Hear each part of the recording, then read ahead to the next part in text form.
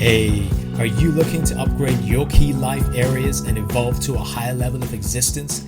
To practically harness personal growth and spirituality in a crazy, busy, imperfect world?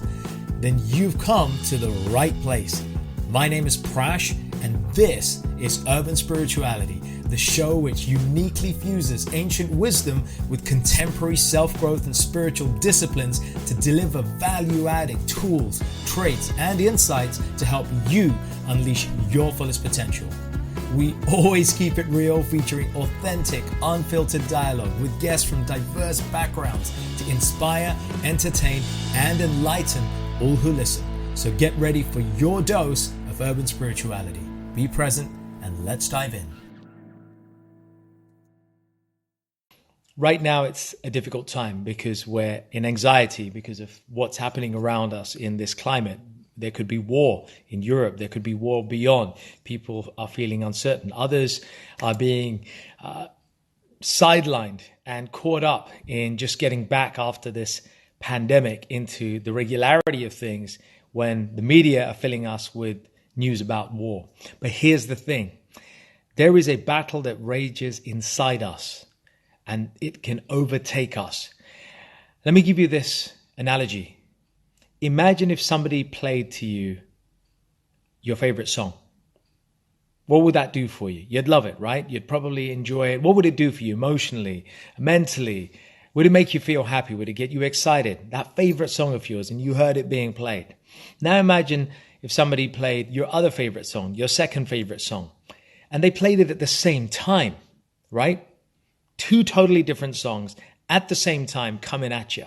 What would that do? Would that be fun anymore? Would that do it for you? Probably not, right? Because when these two things happen at the same time, your two favorite things all at the same time, it can create a clash, a conflict. Some people call it in psychology cognitive dissonance. It's a thing that happens when you start to disconnect and there is a gap in where your intellect and your heart and your mind are. And that's what's going on inside us sometimes. And without us even realizing it, we've got our mind telling us a bunch of things and our senses telling us a bunch of things. And a lot of the times there's a conflict because our senses want us to do certain things, enjoy certain things, eat certain things, drink certain things, look at certain things, taste, touch, smell. Our senses are leading us somewhere and they're drawing us in along with the mind into doing something. And yet sometimes our intellect or our heart is saying, no, that's not good for us. We shouldn't do that. And then we get caught up because we don't know which one to listen to. It's like two of our favorite songs being played at the same time. It's conflict inside us and the war rages. You know what wins? Who wins? It's the side that has the strongest control or dominance over this. What do I mean by this? I mean our body, mind, soul, spirit, that combination over us. That's what it is. And it's not always willpower that wins. Willpower often loses to our senses and the taste and the thrill of the moment, right? And there are other times, haven't you had that situation where, you know, you're being tempted with all these great things, but you're like, no, I'm going to go to this. I got to achieve this goal over here. I got to get this assignment done, or I've got to get this business deal through the wire. I can't join you here for dinner tonight. You've had that rock solid, steely determination because sometimes your intellect has overridden your mind. You know, in the Bhagavad Gita, the ancient Bhagavad Gita, the 5,500-year-old wisdom from India, the analogy is given by Krishna of a chariot and a chariot being propelled by 5 horses. The 5 horses represent the senses, the 5 senses. The chariot represents the body, the human body. The reins represent the mind. The driver of the chariot driver, represents the intellect. And the passenger is, it's us. So when a chariot is not under control, if the horses are allowed to just run that chariot, they will take the chariot, us, the passenger, in any old direction. And sometimes that's not for our best interest. And that creates that conflict inside us.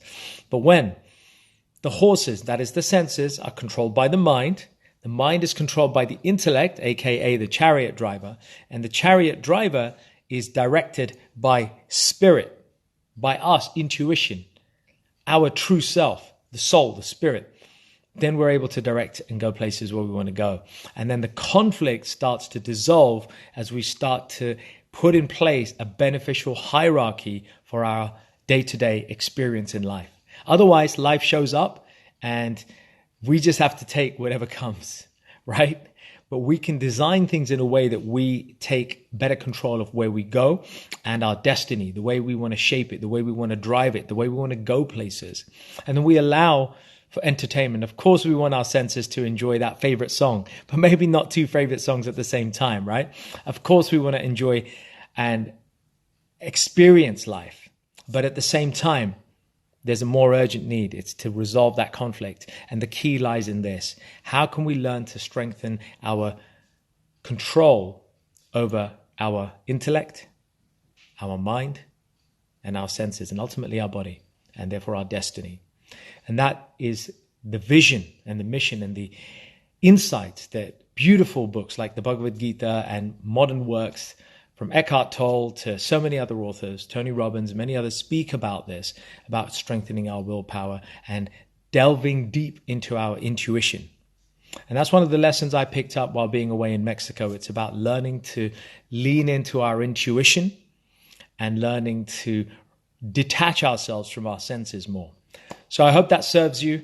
I'd love to hear what you have to say about this, your own way of dealing with that little conflict in your mind, that war between our mind, our heart, and our intellect, which is going on inside us, oftentimes completely unknown to us. Hey folks, thanks so much for listening. I really hope you enjoyed this episode, and as with all our episodes, found something to inform, inspire, and empower you in your personal and spiritual journeys in life. As always, feel free to leave a little love through your ratings and comments, subscribe, and share it with those you care about. And take your personal and spiritual evolution to the next level by joining us on one of our unique events, workshops, or retreats, or taking advantage of our personal and professional coaching packages. Find out more about us at mantratherapy.co.uk. I'm your host, Prash K. This is Urban Spirituality, and we will catch you on the next episode.